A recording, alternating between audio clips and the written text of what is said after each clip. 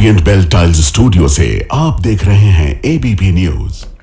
नमस्कार, मैं हूं संदीप चौधरी। आज सीधा सवाल संडे स्पेशल में मैं बात करने वाला हूं अपने राष्ट्रीय गीत की, वंदे मातरम की।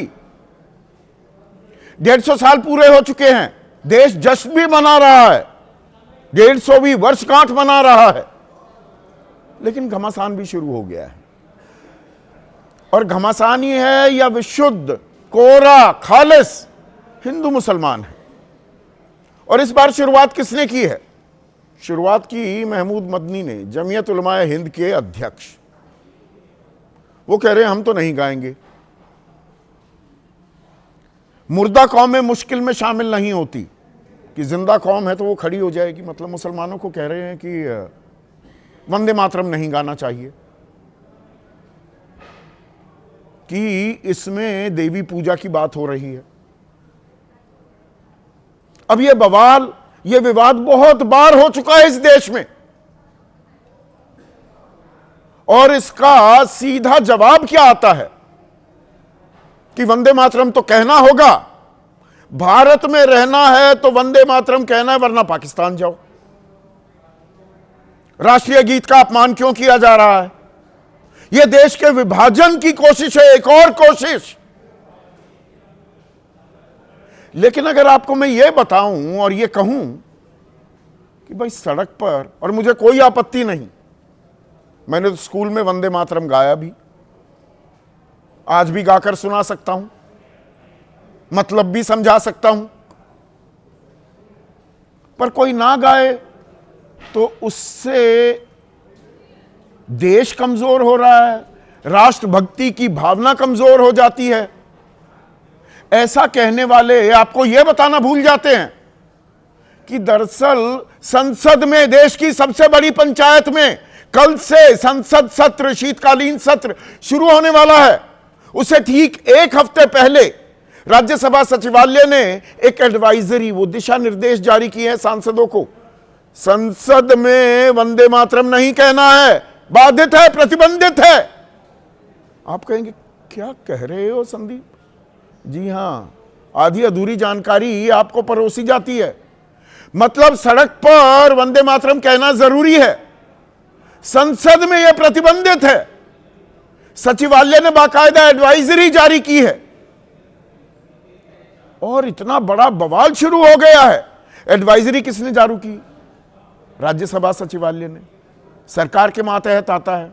उद्धव ठाकरे, ममता बनर्जी कह रही है कि हम तो कहेंगे वंदे मातरम। कमाल देखिए राजनीति का। वो कह रहे हैं हम तो कहेंगे, वहां पर सरकार खामोश है। महमूद मदनी बेगानी शादी में अब्दुल्ला दीवाना, एक बेमानी सी बात पर बिना बात का विवाद जो वो किए बैठे हैं, और मैं कतई इत्तेफाक नहीं रखता। जब सरकार ने, देश ने 1950 में राष्ट्रीय गीत का दर्जा दे दिया वंदे मातरम को, तो भाई आप देश के हिस्सा हैं, देश के नागरिक हैं, तो वंदे मातरम तो कहना होगा। लेकिन पर सांसद नहीं कह सकते। किसी के गले पर तलवार थोड़ा रख दोगे या डराओगे धमकाओगे कि पाकिस्तान भेज देंगे जिसे नहीं कहना, मत कहिए। उससे देश कमजोर हो जाएगा क्या? पर यह जानबूझकर हिंदू मुसलमान, सरकार मना कर रही है, संसद में बीजेपी सड़क पर घमासान कर रही है और कह रही है देश विभाजन की तरफ जा रहा है। और 6 छंदों का है ये हमारा राष्ट्रीय गीत, उसमें से 2 ही इस्तेमाल किए जाते हैं राष्ट्रीय गीत में, बाकी 4 हटा दिए गए। उसकी वजह भी आपको मैं बताऊंगा। पर इससे हम बलवान हो रहे हैं या खामखा की बातों को हम लगातार तूल दिए जा रहे हैं और असल मतलब हम समझा भी नहीं रहे हैं। तो आज सीधा सवाल में हम बात कर रहे हैं देश के राष्ट्रीय गीत वंदे मातरम की। हिंदुस्तान में रहना है तो वंदे मातरम कहना है। यह शोर फिर से सड़कों पर सुनाई दे रहा है, पहले भी सुनाई दिया है, अब यह फिर बवाल कट रहा है। और इसकी वजह महमूद मदनी, जमीयत उलमाए हिंद के अध्यक्ष। अब वो कह रहे हैं कि वो कहेंगे वंदे मातरम पढ़ो तो पढ़ना शुरू कर देंगे, ये पहचान होगी मुर्दा कौम की। अब ये नौबत क्यों आई ये बयान देने की? और कुछ लोग, उनका पेट नहीं भरता जब तक वो हिंदू मुसलमान ना कर लें। गैर वाजिब, गैर जरूरी बयानात ये महमूद मदनी दे रहे हैं, और उसका तिल का ताड़ क्यों बनाया जा रहा है, अब उसकी मैं पृष्ठभूमि आपके सामने पेश करता हूं। 7 नवंबर को, इसी साल, ये बीता 7 नवंबर, इसी महीने की 150 साल पूरे हो गए वंदे मातरम को लिखे हुए। तो 150वीं वर्षगांठ हम मना रहे हैं, बड़ी अच्छी बात है।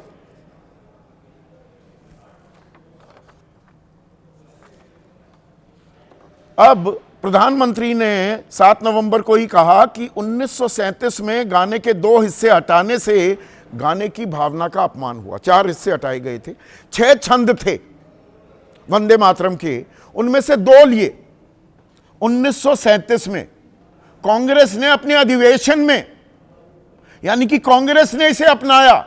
1875 में बंकिम चंद्र चटर्जी ने यह गाना लिखा, यह संस्कृत और हिंदी में लिखा, संस्कृत और बांग्ला में लिखा हुआ है। 1882 में आनंद मठ उनकी किताब में इसे शामिल किया गया। 1896 में पहली बार रविंद्रनाथ टैगोर ने इसे गाया,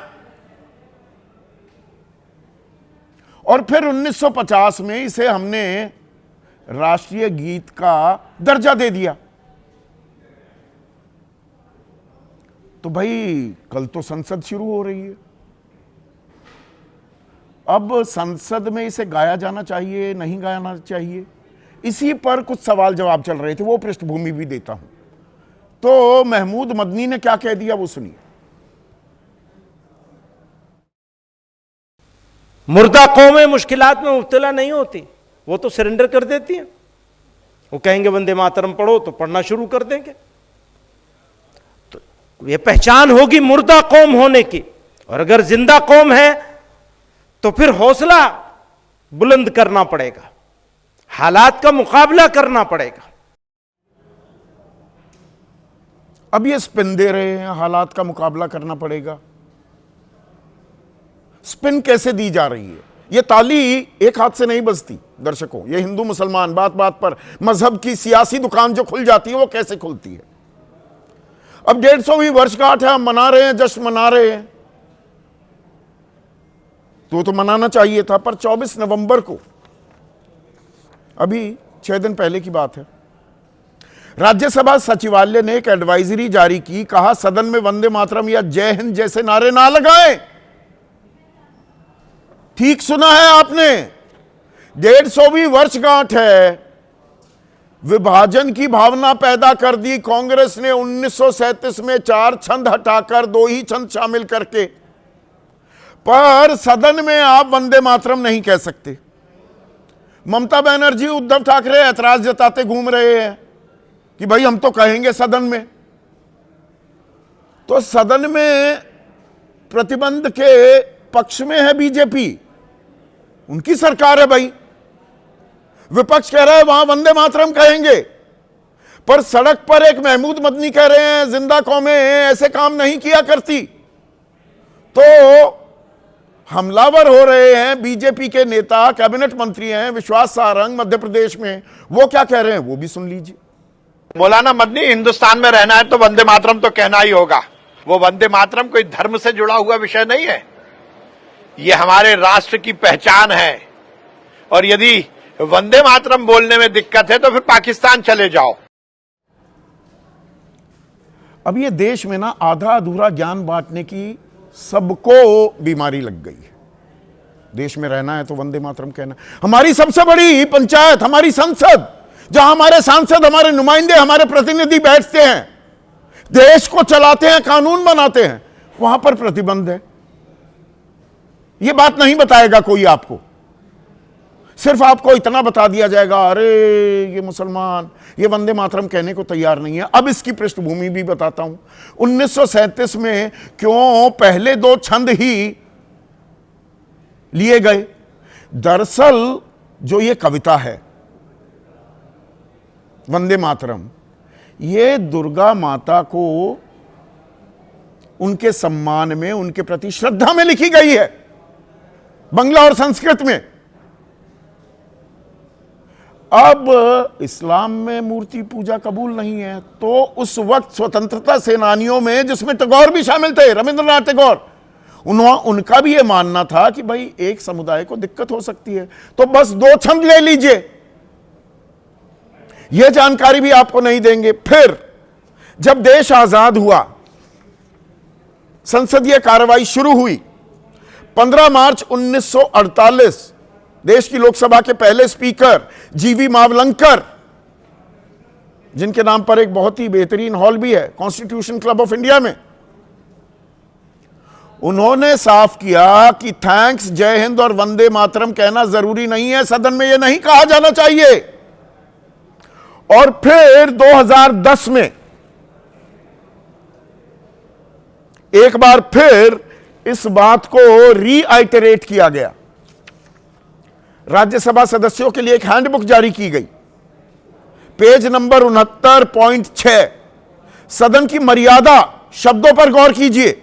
सदन की मर्यादा और गंभीरता के लिए जरूरी है कि सदन में थैंक्स, थैंक यू, जय हिंद, वंदे मातरम या कोई और नारा नहीं लगाया जाना चाहिए। नारा बता दिया इसे।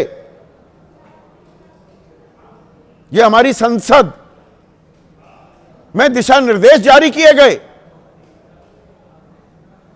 और सड़क पर कहानी कुछ और ही है। संबित पात्रा कह रहे हैं मदनी का भाषण ना केवल भड़काऊ है, बल्कि वो देश को विभाजन की ओर ले जाने की उनकी कुचेष्टा है। तो देश विभाजन की तरफ जा रहा है। ये एक बार नहीं, कितनी बार रोका गया, और जिसे गाना है उसे कौन रोक रहा है? और सिर्फ राष्ट्रीय गीत गाकर ही अगर देश मजबूत होता है, तो सारे स्कूलों में कंपलसरी क्यों नहीं कर दिया जाता? सरकार आपकी, केंद्र में 20-20 राज्यों में सरकार आपकी। या दरअसल ये मुद्दे हैं ही नहीं जो रोजगार के, महंगाई के, आम आदमी की परेशानी के, वो खाद लेने के चक्कर में किसानों की लंबी लंबी लाइनें लगी हुई हैं, मीडिया दिखाना भूल रहा है। एक औरत की मौत हो जाती है, एक महिला की, खबर ही नहीं। दिल्ली में प्रदूषण को लेकर ग्रैब 3 हटा भी दिए जा रहे हैं, AQI उसका बुरा हाल है। बुजुर्ग और बच्चे बाहर निकलने में परेशान हो रहे हैं, हलकान हैं। सवाल उठाने वाले लेफ्टिनेंट गवर्नर आजकल गुब्बारे में बलून राइड ले रहे हैं, पिछले साल तक बड़े चिंतित थे। तो गैर जरूरी मसलों पर ज्यादा तरजीह देकर असल जो मुद्दे हैं, गंभीर जो मुद्दे हैं, उनको दरकिनार करने की यह कोशिश की जा रही है क्या? ऐसे में आज का सीधा सवाल, वंदे मातरम पर घमासान या सिर्फ हिंदू मुसलमान? और देश में वंदे मातरम जरूरी, संसद में क्यों है दूरी? ऐसी क्या है मजबूरी? चर्चा में मेरे साथ बीजेपी की तरफ से प्रोफेसर सौरभ मालवीय, एनडीए के अहम घटक हैं एनसीपी अजित पवार गुट, उनके राष्ट्रीय महासचिव और उनके मुख्य प्रवक्ता बृजमोहन श्रीवास्तव, कांग्रेस के राष्ट्रीय प्रवक्ता चरण सिंह सापरा, 2 वरिष्ठ पत्रकार शीतल सिंह और अभय दुबे, जाने माने राजनीतिक विश्लेषक भी हैं, और विनोद बंसल, राष्ट्रीय प्रवक्ता हैं विश्व हिंदू परिषद के। विनोद भाई, तो ये बड़ा घमासान हो रहा है, देश में रहना है तो वंदे मातरम कहना है। वंदे मातरम सुना दीजिए ना एक बार पूरा।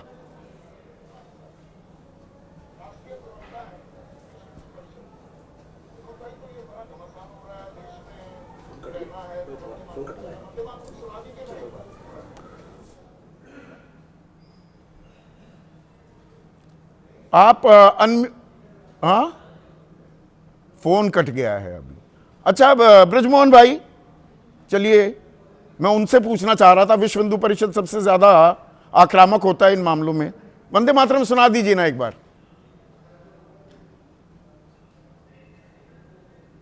ऑडियो को क्या हो गया? पीसीआर अनम्यूट कीजिए प्लीज। ब्रजमोहन भाई अनम्यूट कीजिए सिस्टम को।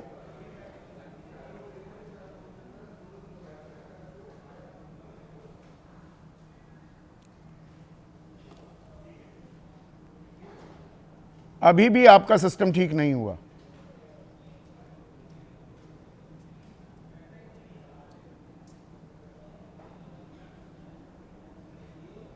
चलिए इनका ठीक कीजिए। पीसीआर ये काम पहले कर लिए जाने चाहिए। प्रोफेसर मालवीय, संसद में जरूरी नहीं बल्कि प्रतिबंधित है, एडवाइजरी जारी की गई है वंदे मातरम कहना। सड़क पर कहना होगा वरना पाकिस्तान का रास्ता। ये दो चीजें कैसे हो रही हैं?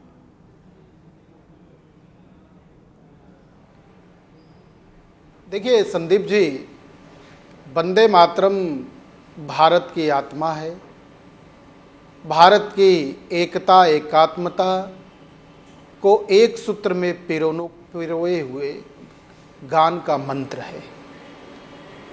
तो संसद में क्यों नहीं कह सकते? वंदे मातरम भारत में रहने वाले, आज संदीप जी बात पूरी हो जाए तो भारत में रहने वाले हर भारतीय का, हर भारतीय के हृदय के स्वर की आवाज है।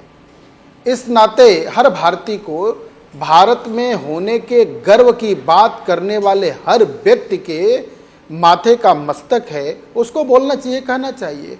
रही बात संसद की, देखिए संदीप जी, यही नहीं अभी मूल सवाल का जवाब ही नहीं दिया। आत्मा बता दिया, कहना होगा, सारी चीज तो हमारे सांसदों पर प्रतिबंध क्यों लगा दिया है राज्यसभा सचिवालय ने? उस सवाल का जवाब मांग रहा हूं ना मैं। संदीप जी उसी सवाल का जवाब दे रहा हूं। देखिए, राजनीति का सबसे बड़ा सेवा का यही विधान है और सबसे सुंदर यही बात है कि सदन को, लोकतंत्र के मंदिर को राजनीति का अखाड़ा न बना के जनहित में, जनता के लिए रखा जाए। इसलिए उसे संविधान की से जब बात चलाना होती ही है तो सबसे वंदे बड़ा मातरम धर्म कहना जरूरी नहीं है। जब जनहित की बात हो तो वंदे मातरम जरूरी नहीं है। सड़क पर जरूरी है, संसद में नहीं। मैं टोटली कंफ्यूज हो गया हूं आपके लॉजिक से। संदीप जी, नहीं, ये तो बहुत स्पष्ट बात है, एकदम क्लियर बात है, एकदम इसमें कुछ भी कंफ्यूजन जैसा नहीं मामला है। भारत में रहने वाले हर व्यक्ति के मन की आवाज, सांसद भारत के नहीं है, भारत के प्रति ये सांसद भारत के नहीं है, ये हमारे प्रतिनिधि नहीं है। सबसे बड़ी पंचायत में नहीं कहना, पर सड़क पे कहना होगा। कमाल है जी, वही मैं बता। अब आप सुन लेंगे तो जरा अच्छा रहेगा, सुन तो लेंगे। संसद बनने से पहले भारत में जन्मा है, कि जन्म संसद में ही जन्म लिया है, भारत की उपज है, भारत में जन्मा है। तो जन्म के साथ भारत में होने के गर्व की जो बात है, जिसे हम कहते हैं रियलाइजेशन ऑफ भारत, ये बोध जो है, भारत बोध, जन्म लिए जाने का गर्व, गौरव हमारे सांसद नहीं महसूस करती क्या? बिल्कुल हो, करते हैं, एकदम करते हैं। अब दूसरी बात, ये बड़ी बात कहने जा रहा हूं।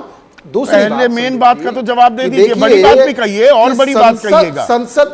संसद में क्यों नहीं और सड़क पर क्यों जरूरी है? संसद में दूरी, सड़क पर जरूरी। देखिए संदीप जी, आप भी जानते, नहीं सड़क नहीं कहेंगे हम, सड़क क्यों कहेंगे? हर व्यक्ति के मन में व्यक्ति सड़क पर थोड़ा न रहता है। अच्छा। संसद की एक गरिमा होती है, संसद की कार्य पद्धति है और संसद भारत के संविधान से चलता है।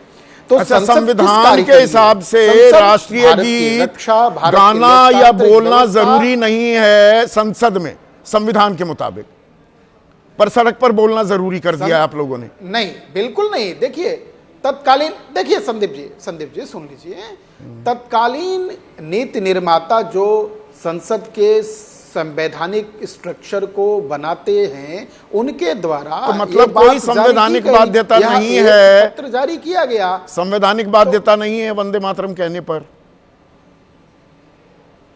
यही ना? ये मान रहे हैं आप? संदीप जी, यही तो जागरण की जरूरत है, यही तो जागरण की जरूरत है। चलिए जागरण, अब जागरण करते हैं, अब जागरण करते हैं, रुकिए ना, जागरण करते हैं। विनोद बंसल एक बार सुना दीजिए ना वंदे मातरम, पूरा सुना दीजिए एक बार। बिल्कुल सुनाऊंगा। हाँ संदीप जी, बिल्कुल सुनाऊंगा, और सबको सब मिलकर के खड़े होकर सुनाएंगे, है ना?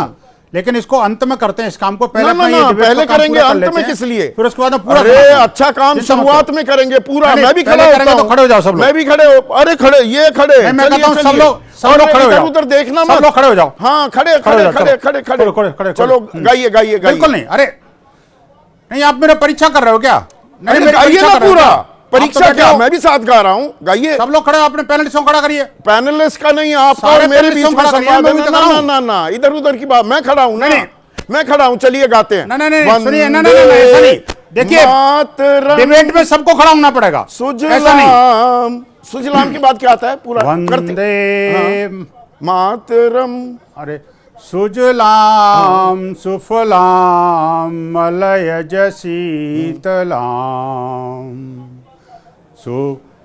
सस्य श्यामलाम मातरम वंदे मातरम शुभ्रज्योत्स्ना पुलकितयामिनी फुल्लकुसुमित द्रुमदल शोभिनी सुहासिनी सुमधुर भासिनी सुखदां वरदां मातरम वंदे मातरम। बहुत बढ़िया, बहुत बढ़िया विनोद बंसल। अब एक ही, कोटि अरे सुनिए सुनिए, हो गया यही राष्ट्रीय गीत, इतना ही है, बाकी चार छंद की जरूरत नहीं। तो- अब ये शुभ्र ज्योत्स्ना पुलकित बैठ यामिनी जाइए फिर आप। पुल्ल कुसुमित द्रुमदल शोभिनी, इसका मतलब बता दीजिए। इसका मतलब बता दीजिए प्लीज। नहीं, क्या अभी टेस्टिंग हो रही है? हाँ, क्या टेस्टिंग हो डिबेट रही है टेस्ट ये बाकायदा। बताओ मुझे। अरे आप सारी दुनिया का नहीं, टेस्ट ले सुधीर रहे जी हैं, मुझे बताइए हम कि क्यों नहीं लेंगे? सुनिए, अब मैं बताइए बिल्कुल ना, सारी बातें करूंगा। शुभ्र ज्योत्स्ना नहीं, नहीं, पुलकित सभी यामिनी, बातें इसका करेंगे। मतलब क्या है? अरे भाई बताइए ना सुधीर प्लीज। जी, जब बताइए जब ना। आप ये कह रहे थे, जब आप ये कह रहे थे कि आपको लगा कि विनोद बंसल को गाता नहीं आता, गाना नहीं आता। अब मैं कहता हूं कि विनोद बंसल को गाना नहीं आता, वो प्रूव कर दिया। अब आपको लग रहा है कि दूसरा वाला स्टेप करूंगा। तो अरे करेंगे भाई, ना। जो मूल मंत्र है उस पर अरे आइए ना। आप सबका टेस्ट लेते आखिरकार हैं वंदे आप। मातरम के अरे विरोधियों को भी आप तो घेरिए ना सबको भाई। कसौटी पर सुधीर कसते जी, हैं, मैं थोड़ा आप आपको कसे इस जाने बात का लगे। जवाब देने वाला हूं, संसद में क्या हो रहा है। क्या हो रहा है? ये वो तो मालवीय देना, जी पहले इसका साहब जवाब नहीं तो बोल दो। पाए। शुभ्र मेरी बात सुनिए, मैं संसद में क्या हुआ? पुलकित यामिनी, इसका अरे सुनो मतलब तो क्या सही है? संदीप जी, आप एक तरफा मत चलाइए डिबेट को ना यार। अरे आप अरे, देखिए, कम्युनिस्ट अरे आप तो अच्छा माइंडसेट से थोड़ा बाहर निकलिए। देखिए, मेरे को आवाज नहीं आ रही ये आपकी। कोई हाँ, आवाज आएगी ही नहीं। मेरी अब आवाज चली गई नहीं आप। आएगी, अब आवाज नहीं आएगी। आवाज भी सही टाइम पे कट कौन जाती कट गया है। अब उसका कहीं से पर्ची तो नहीं मंगा रहे, मतलब का कि फिर तो आपका एबीपी न्यूज की आवाज है भाई, मेरी नहीं है। हाँ, संदीप जी, मेरी नहीं है, ये आपकी एबीपी न्यूज की आवाज है। देखो जरा, देखो, आपका मोबाइल नहीं चल रहा ना, मैं क्या करूं? अच्छा, अभी मेरी मेरी गलती आवाज नहीं आ है। रही है, नहीं आ रही? आप सुनिए, मैं आपकी आवाज नहीं सुन पा रहा हूं, लेकिन मेरी बात सुनिए अब आप पूरी। ना ना ना, फिर आप आपकी मेरे को आवाज connect कर नहीं सुन सकते हो रहे तो तो कर फिर दीजिए मैं भाई। क्या सुनूं? आप मेरे सवाल का जवाब ही नहीं देंगे, फिर तो आप अपना एक तरफा संवाद नहीं तो फिर करेंगे। आप ब्रिजमोहन हवाई- श्रीवास्तव, एक सेकंड, ब्रिजमोहन श्रीवास्तव को लाइए। ब्रिजमोहन जी, यू आप बता दीजिए, शुभ्र ज्योत्स्ना पुलकित यामिनी पुल्ल कुसुमित द्रुमदल शोभिनी, इसका मतलब क्या है? तो बहुत साफ है। उसमें जो उन्होंने कहा है वो ये कहते हैं कि हे माँ, मैं तुम्हें नमन करता हूँ, आगे पानी से भरी वो तो और वंदे फलों से मातरम का मतलब सुशोभित होगा। शुभ्र जो पूरी तौर से पुलकित, पूरी तौर से धवल वस्त्र में, पूरी तौर से साफ और शुद्ध ऐसी माँ का अर्पण करते हुए मैं उन्हें प्रणाम करता हूँ। शुभ्र ज्योत्स्ना पुलकित यामिनी जो पुल्ल पूरे कुसुमित दिल को- द्रुमदल शोभिनी, इसका मतलब ये नहीं है जो आप बता रहे हैं, वो तो आपने प्रफुल्लित और उससे थोड़ा सा अंदाजा लगा लिया है, एक दो जो संस्कृत के शब्द हैं। ये वो है कि ये खूबसूरत सी रात जो चांदनी में इठला रही है, अच्छे वस्त्र धारण करे हुए जो मेरी माँ है, मेरी जमीन है, उसको नमन कर रहा हूं मैं।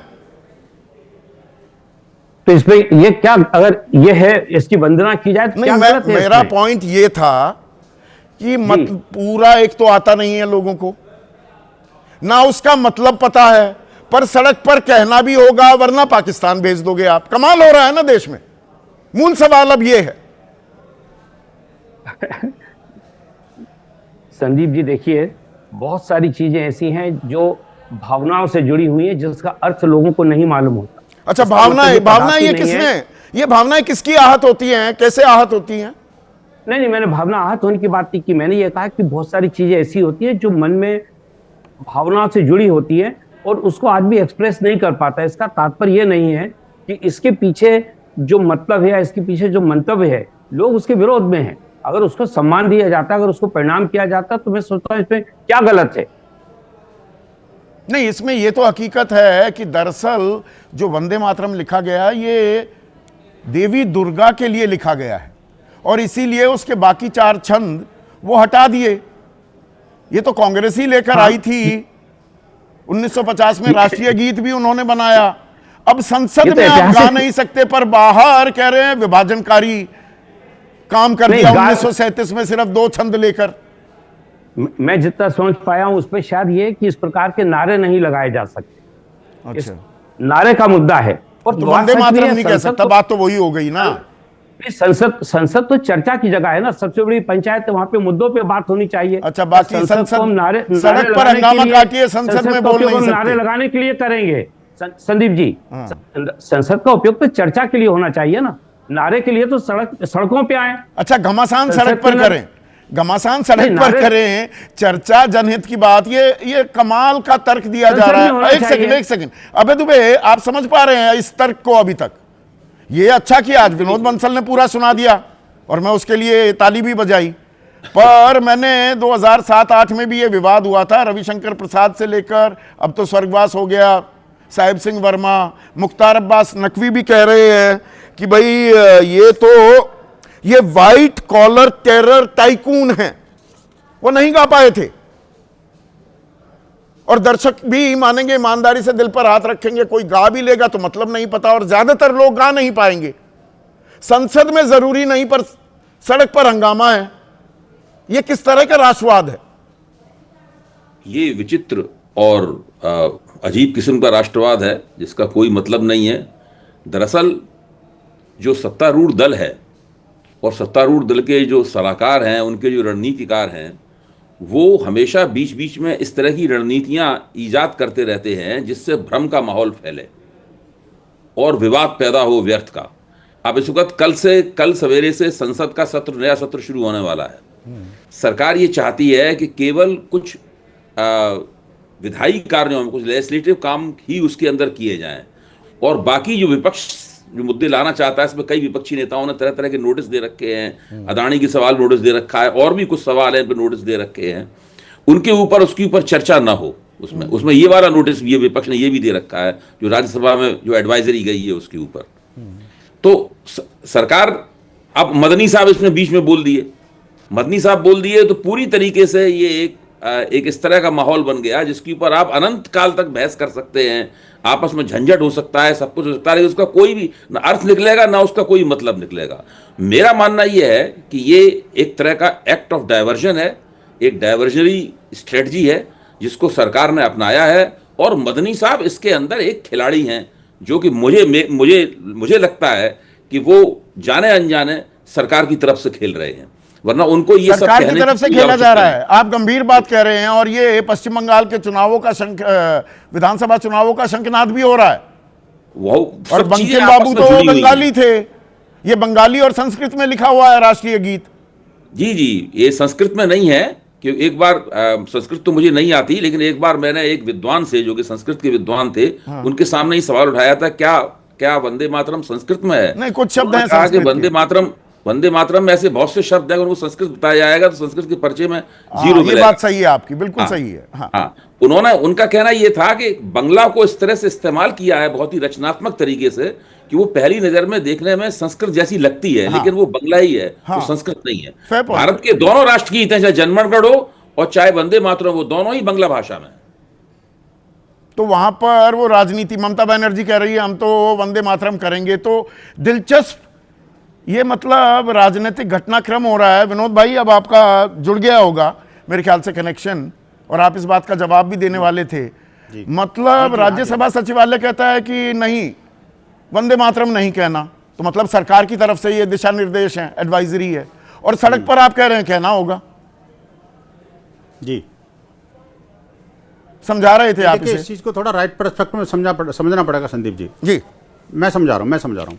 देखिए, बात यह है कि मैं कोई संसदीय समिति का सदस्य नहीं हूँ, सांसद भी नहीं हूँ और पॉलिटिशियन भी नहीं हूँ, लेकिन दो बातें मैं समझाऊं इससे। जो आपने बताया कि अभी जैसे थैंक्स नहीं कहना, थैंक यू नहीं कहना, तो उस तरह से वंदे मातरम और जय हिंद भी नहीं कहना।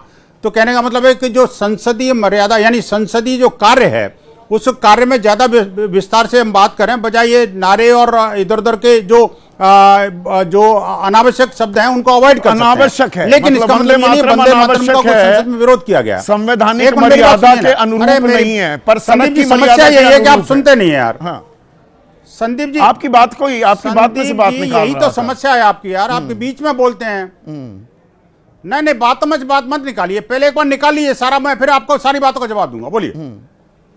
अरे आप कह रहे हैं संवैधानिक मर्यादा बोलिए, के कोई बात नहीं, आप नहीं जितने बोल प्रश्न पा करने रहे मेरे से करिए, मैं टू द पॉइंट जवाब दूंगा सर। टू द पॉइंट ही सवाल किया था, दोबारा से दोहराने की कह रहे हैं। संसद में संवैधानिक मर्यादा के अनुरूप नहीं है वंदे मातरम कहना, और सड़क की मर्यादा की या सड़क की हो हल्ले के अनुरूप है, वहां कहना पड़ेगा, वरना पाकिस्तान जाना पड़ेगा।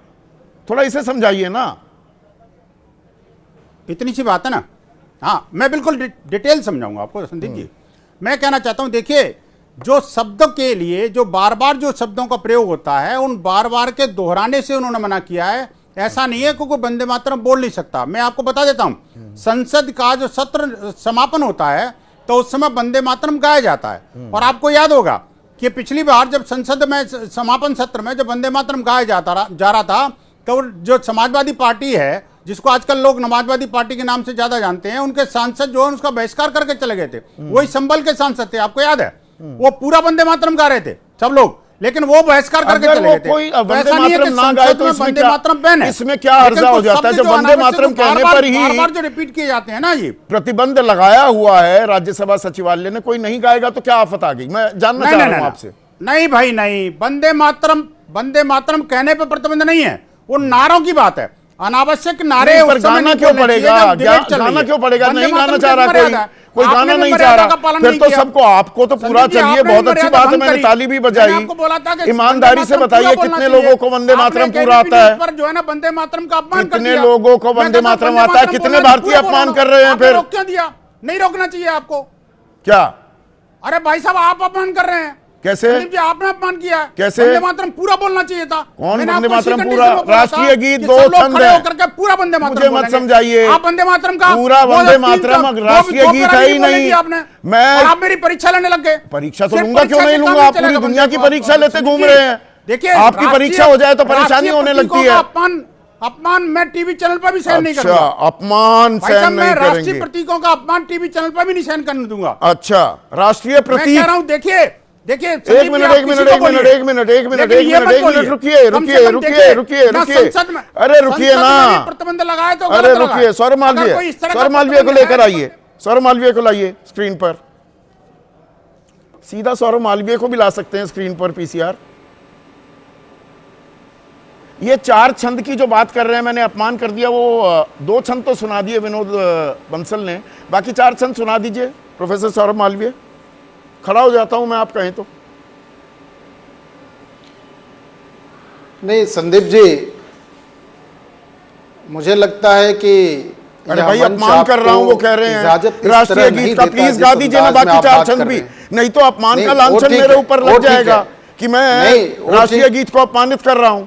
नहीं, सुना दीजिए 4। मैं खड़ा हो गया, लो मैं खड़ा हो गया, आप सुना दीजिए 4 छंद। अरे संदीप जी, आपसे आप खड़ा होना अलग बात है, खड़ा होइए, बैठिए, अलग बात है। आपकी भावनाएं, आपकी मनसा प्रकट हो रही है, आपको मंच मिला है, इसका अर्थ यह नहीं कि आप अपने सम्मानित व्यक्तियों के प्रति, जो एक सम्मान, समाज के सम्मानजनक व्यक्ति हैं, उनके प्रति एक समुदाय विशेष के लोगों को लगातार अपमानित कर दें, अलग बात, उनसे सवाल पूछें, नहीं, क्यों नहीं गा रहे? आप गाइए ना, मैं तो बोला न्योता दे रहा हूं, बाकी 4 छंद गाइए, बाकी 4 छंद गाइए। अरे न्योता मत दीजिए आप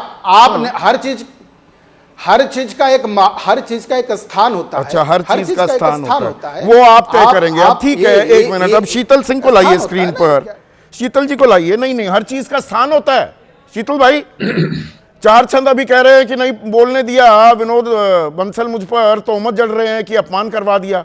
तो मैं कह रहा हूं भाई सौरभ भाई आप चार सुना दीजिए। वो कह रहे हैं ये कहकर आप अपमान कर दिया। सब अपमानित महसूस कर रहे हैं। देखिए संदीप जी, हम देख रहे हैं कि हमारी जो लोकसभा की संसद है वो पहले दशक में करीब 135 दिन चलती थी, अब वो 55 दिन पे आ गई है। पिछले 10 सालों में हमने 106 मामलों में ऑर्डिनेंस से काम चलाया है। हम संसद पे उस पर बात नहीं करते। हमारी जो 55 दिन की संसद बची है उसमें भी 48% समय हम बहिष्कार पर खर्च कर रहे हैं। हम अपने जो लोकतांत्रिक उपकरण हैं उनको नष्ट कर चुके हैं काफी हद तक। नहीं, संसद की बात तो करेंगे, मैं ये कह रहा हूं ये अपमानित मतलब वंदे मातरम। अब वो इस बात पर अड़े हैं विनोद बंसल की 6 के 6 छंद क्यों नहीं गाने दिए और मैंने अपमान कर दिया। राष्ट्रीय गीत तो 2 छंदों का ही है ना, बाकियों को राष्ट्रीय गीत थोड़ा मानते हैं हम। देखिए तो कहां किसने क्या कविता लिखी है, सारी कविता पाठ थोड़ा होगा यहाँ पर। ये सारी बातें किसी चीज को हल करने की जगह चीजों को हल न होने देने के लिए सड़क पर फैलाने वाली है। हम आप सब जानते हैं कि इससे सिर्फ राजनीति होती है। असलियत यह है कि अगर इसकी कोई शर्त लगा दी जाए तो हो सकता है कि देश के 90% लोग इसको न गा सकें, और अर्थ जानने की बात होगी तो शायद 98% नहीं जान पाएंगे। तो क्या हम सारे देशवासियों को कहीं समुद्र में यही तो होता दिख रहा है। अब सुनिए अनुराग भदौरिया, मुझे मालूम है आपको फ्लाइट भी पकड़नी है। अभी विनोद बंसल आपको कह रहे थे कि नमाजवादी पार्टी जो है अपने आप को समाजवादी कहती है। वंदे मातरम तो संसद के सत्र जब खत्म होता है गाया जाता है, आपके मुस्लिम सांसद वहां नहीं गाते, वही अपमानित करते हैं। वो शब्द का इस्तेमाल किया। देखिए उनकी भाषा, देखिए उनकी भाषा शैली ऐसी है। ये लोग वो लोग हैं जो राष्ट्र का सम्मान नहीं करते, ये खुद का भी सम्मान नहीं करते, दूसरा का भी नहीं करते। हर किसी का नाम बिगाड़ने में माहिर हैं, और हिंदुस्तान की संस्कृति संस्कार किसी को ये अधिकार नहीं देती कि आप किसी का नाम बिगाड़िए, किसी के बारे में आप शब्दों का इस्तेमाल कीजिए। अब जहां तक मैंने आपको बोला है, तो आप बीजेपी के भी तो बहुत झूठा पार्टी, बड़का झूठा पार्टी, मुझे लगता है कि न जाने क्या क्या कहते हैं। आपको अगर नमाजवादी पार्टी कह दिया तो इतनी परेशानी क्यों है? मुस्लिम तुष्टीकरण तो आप करते आए हैं। क्योंकि हम अपने काम पे विश्वास रखते हैं। नहीं, हम अपने काम पे विश्वास करते हैं। हम लोग काम करने वाले लोग हैं, हम विकास की राजनीति करने वाले लोग हैं। हम किसी के बोलने से और कहने से सुनने वाले लोग नहीं ना, हम उनकी बात मानते हैं जो हमारे विरुद्ध रहते हैं। दूसरी बात, मैंने पहले भी बोला था, मैं तो बहुत चिंतित और व्यथित हूँ। इस देश के अंदर में क्या सर्वोच्च न्यायालय के जज साहब पे चप्पल फेंकी जाएगी? क्या मन मुताबिक फैसला नहीं देंगे तो उनके बारे में कुछ भी बोल दिया जाएगा, जैसे बीजेपी के सांसद ने बोला? क्या मदनी जी कुछ भी कह देंगे? माने कोई भी कुछ भी कह देता है देश के सर्वोच्च न्यायालय को। खेमे के थे, हम तो देश के राज्यसभा सांसद बने, आप लोगों का सहयोग मिला तो महमूद मदनी राज्यसभा सांसद बने थे इस सदी के शुरुआती सालों में। वो इसलिए कह रहा हूं ना, मैं कह तो रहा हूं कि देश के अंदर में संविधान और न्यायपालिका का सम्मान होना चाहिए। और जिस तरह की बात आपने भी बोली कि आप वंदे मातरम की बात हो रही है, वंदे मातरम राज्यसभा में क्यों नहीं बोला खामखा का हम विवाद पैदा कर रहे हैं। इनको क्या कमजोर कौम कौन सी है, मजबूत कौम कौन सी है, जिंदा कौम कौन सी है? मैं कह तो रहा हूं कि जिस तरह की भाषा का इस्तेमाल किया गया, मैं उससे एकदम सहमत नहीं हूं। क्योंकि ये भाषा तो देश की, राष्ट्र की जोड़ने की भाषा नहीं है। हम राष्ट्रवादी लोग हैं, राष्ट्र की एकता की बात करते हैं, राष्ट्र के अंदर में भाईचारे की बात करते हैं। जो आरोप लगा रहे हैं कि मदनी का भाषण न केवल भारतीय जनता पार्टी भड़काऊ है, बल्कि वो उनकी देश को विभाजन की ओर ले जाने की कुचेष्टा है। सही कह रहे हैं संबित पात्रा? देखिए संबित पात्रा खुद ही यही काम करते हैं। भारतीय जनता पार्टी के लोग तो वही काम करते हैं ना, नफरत की बात करना, हिंदू मुस्लिम सिख ईसाई सबको आपस में लड़ाना, समाज के अंदर में डिवाइड एंड रूल जिसको बोलते हैं। तो अंग्रेजों के पंचचिन्हों पे खुद ही चलने वाले लोग हैं। ये क्या करेंगे दूसरों को? भाई इनमें और उनमें कोई अंतर आपको समझ में आया क्या? ये तो खुद ही उस तरह की बात करते हैं ना। ये वो लोग हैं जो हमेशा समाज। अच्छा बताइए, एक तरफ आप वंदे मातरम की बात करते हैं, दूसरी तरफ आप राज्यसभा में कहते हैं वंदे मातरम नहीं बोल पाएंगे, जय हिंद नहीं बोल पाएंगे। माने आप पार्लियामेंट के अंदर में ऐसा क्या है जो आप उसको रोकना चाहते? क्यों? क्योंकि आप अपनी जिम्मेदारी से भाग रहे हैं। क्योंकि आप चाहते हैं कि जब यहां पे विपक्ष आपके ऊपर हमलावर होता है। किस बात के लिए हमलावर होता है भाई? विपक्ष तो जब सदन में आता है तो जनता के मुद्दों को लेके आता है ना। हम SIR को लेके आएंगे, एयर पोल्यूशन को लेके आएंगे, समाज के अंदर में जिस तरह से परेशान है लोग, चाहे किसी भी सेक्टर में हो, चाहे महंगाई बेरोजगारी हो या यहाँ पे आतंकवादी हमला जिस तरह के होते हैं, तो हम इस मुद्दे उठाएंगे ना समाज के अंदर में, पार्लियामेंट के अंदर में। तो हम जनता की बात करते हैं, BLO की मौत की बात हो तो BLO की मौत की भी हम आवाज उठाएंगे पार्लियामेंट के अंदर में, हम अपना सवाल रखेंगे क्योंकि ये बयान, सीधा सवाल पूछ रहा हूं, महमूद मदनी का ये बयान, आप लोग जो ये मुद्दों की बात कर रहे हैं सीधा जवाब दे रहा हूं, देते हैं क्या? मैं कहता हूं, मैं फिर कह रहा हूं, चाहे देश में सदन हमारे सर्वोच्च न्यायालय पे चप्पल फेंकने वाले हो, चाहे उनके फैसले पे, सर्वोच्च न्यायालय के फैसले पे सवाल उठाने वाले भारतीय जनता पार्टी के सदस्य हो या MP हो या मदनी हो, ये वो लोग हैं जो समाज के अंदर में अगर सुप्रीम कोर्ट पे सवाल उठा रहे हैं और समाज के अंदर में इस तरह की बात कर रहे हैं, तो ये राष्ट्र एकता की बात नहीं है। सवाल चुनाव आयोग पर आप लगातार उठा रहे हैं, कल भी उठाए जाएंगे, सर भी होगा, FIR भी होगी।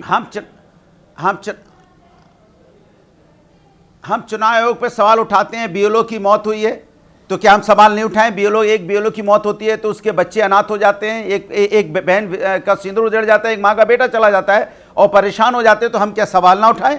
SIR आप करोगे कि 2 महीने के अंदर में उत्तर प्रदेश में 1.5 साल चुनाव है और आप 2 महीने में SIR करा देना चाहते हैं? सब अपने सवाल उठा रहे हैं। चरण सिंह सापरा, पर यहां पर विभाजनकारी ये बयान है, विभाजन की असल बात जो प्रधानमंत्री मोदी ने भी बोली 7 नवंबर को कि ये जो 1937 में कांग्रेस वर्किंग कमेटी ने जो अपनाया वंदे मातरम, पहले 2 छंद ही लिए, बाकी 4 छंद क्यों छोड़ दिए?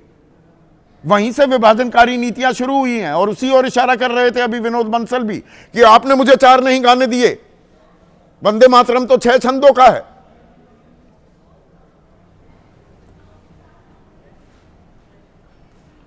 देखिए, भारतीय जनता पार्टी के नेता, ये एको आ रहा है, एको निकलवा दीजिए जी। भारतीय जनता पार्टी के नेता जो है वो इसी तरह का वक्तव्य करेंगे। मैं इनको याद दिलाना चाहता हूं कि संविधान सभा के अंदर वंदे मातरम को मान्यता मिली थी और संविधान सभा में कौन थे? अध्यक्ष थे डॉक्टर राजेंद्र प्रसाद, उनके साथ में डॉक्टर बाबा साहब अम्बेडकर और पंडित नेहरू और सरदार पटेल, राजा गोपालाचारी, KM मुंशी, मौलाना आज़ाद, पुरुषोत्तम दास टंडन, श्यामा प्रसाद मुखर्जी, ये सब थे ना। तो संविधान सभा ने जिसको मान्यता दी, ये एको अभी तक गया नहीं है, बहुत तकलीफ हो रही है जी, करवाते हैं थोड़ा वक्त। संविधान सभा ने वंदे मातरम को मान्यता दी, क्या भारतीय जनता पार्टी के नेता जो है वो उसके खिलाफ जाना चाहते हैं? और सर्वसम्मति से पास हुआ था। क्या भारतीय जनता पार्टी के नेता और नरेंद्र मोदी जी संविधान सभा के ये सभी महानुभावों से ज्यादा सयाने हो गए, ज्यादा बुद्धिमान हो गए हैं? क्या ये बताना चाहते जो कंगना रनौत कह रही थी कि 2014 के बाद ही भारत को आजादी मिली है, क्या उसी को सर्टिफाई करने पर तुले हुए हैं? तो भारतीय जनता पार्टी आजकल क्या कर रही है उन्हें समझ नहीं आ रहा और उनका मुख्य उद्देश्य ध्रुवीकरण करना। और इस मुद्दे को अगर वो एडवाइजरी निकालते हैं, 11 साल से वो सत्ता में है, पहले क्यों नहीं निकाली भाई एडवाइजरी? नहीं, एडवाइजरी तो आप निकाल रहे थे। अच्छा किया एडवाइजरी का जिक्र आपने किया। 2010 में बात नहीं करना चाहते। 2010 में एडवाइजरी तो आपने भी जारी की थी कि भाई नहीं कर सकते, वंदे मातरम नहीं कह सकते। ये 69 नंबर पन्ने पॉइंट नंबर 6 की बात है। और 2006 में संसद में ही बहुत बड़ा विवाद हुआ था, वंदे मातरम स्कूलों में गाना होगा। 7 सितंबर 2006 की बात कर रहा हूं। उस वक्त HRD मिनिस्टर, आज का शिक्षा मंत्रालय जो है वो अर्जुन सिंह थे, उन्होंने फिर स्पष्टीकरण दिया कि नहीं नहीं गाना जरूरी नहीं है, तब भी विवाद हुआ था।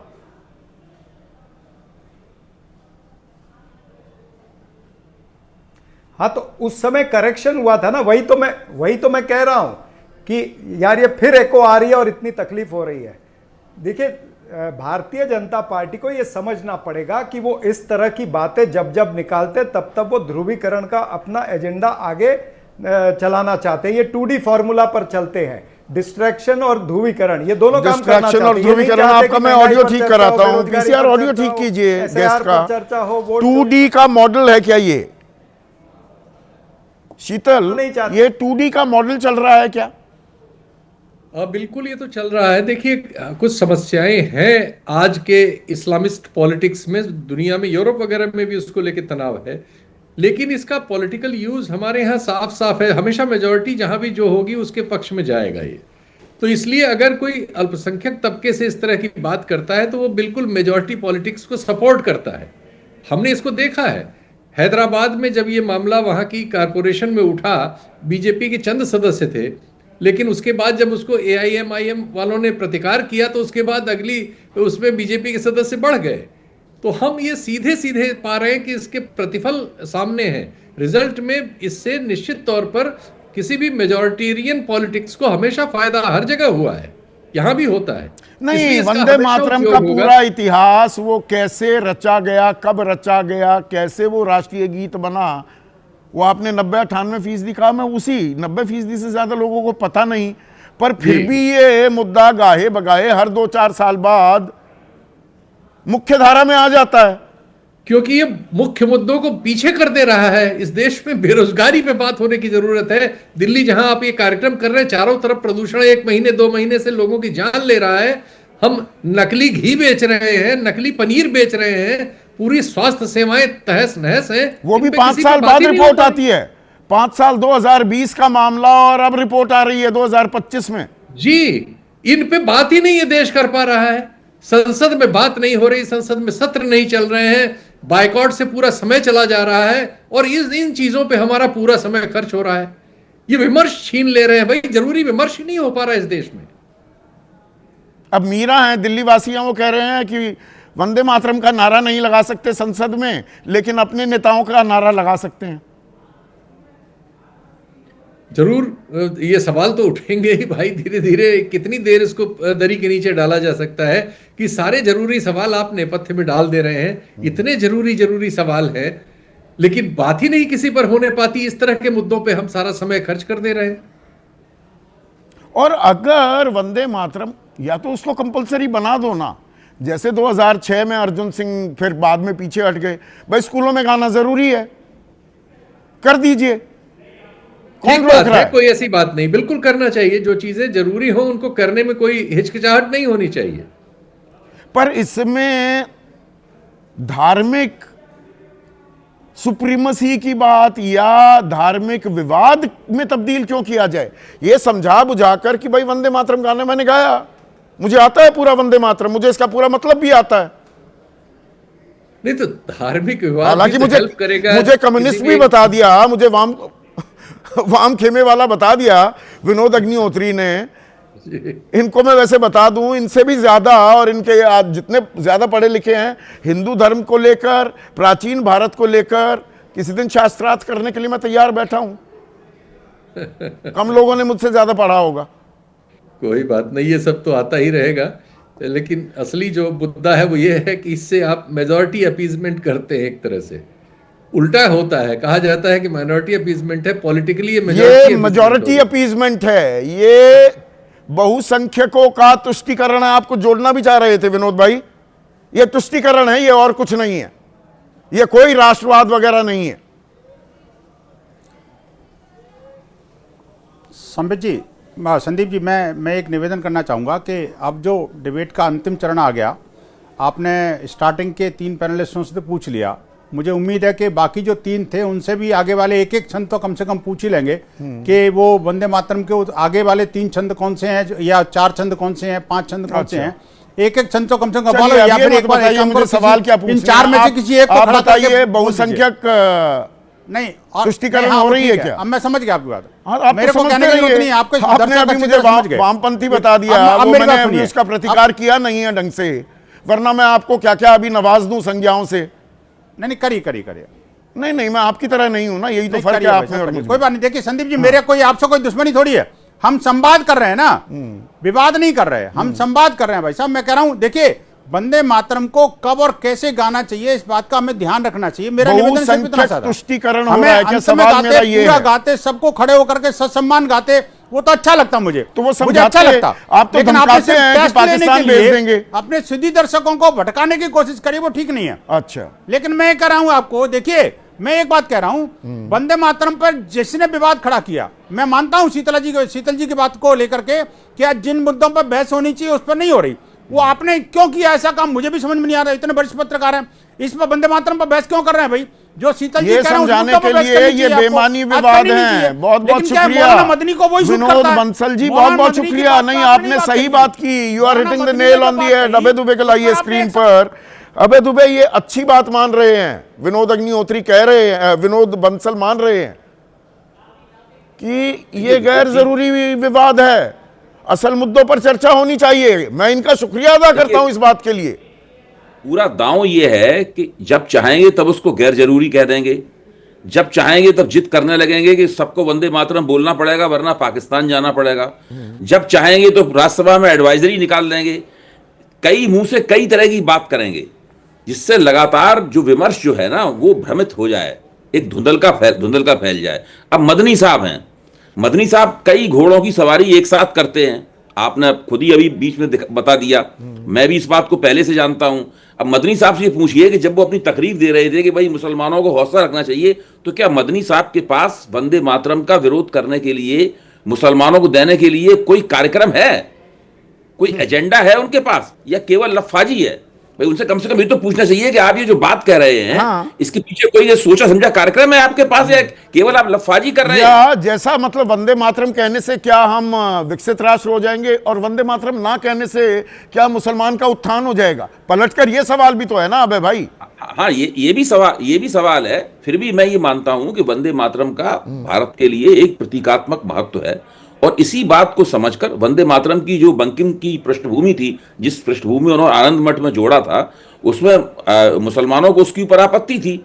ये बात सही है, स्वदेशी आंदोलन के दौरान वंदे मातरम जम के गाया गया, हाँ, लेकिन मुसलमानों ने स्वदेशी आंदोलन में भाग नहीं लिया। ये सब चीजें इतिहास में दर्ज हैं। हाँ।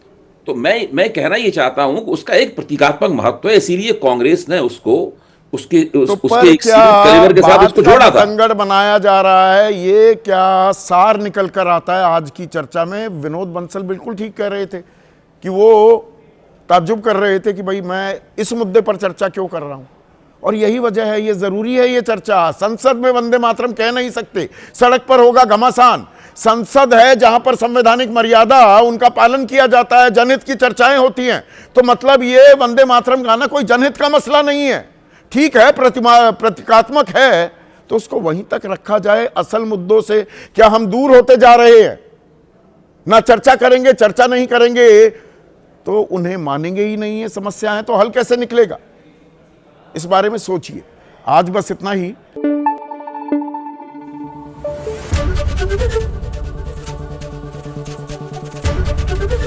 एबीपी न्यूज आपको रखे आगे।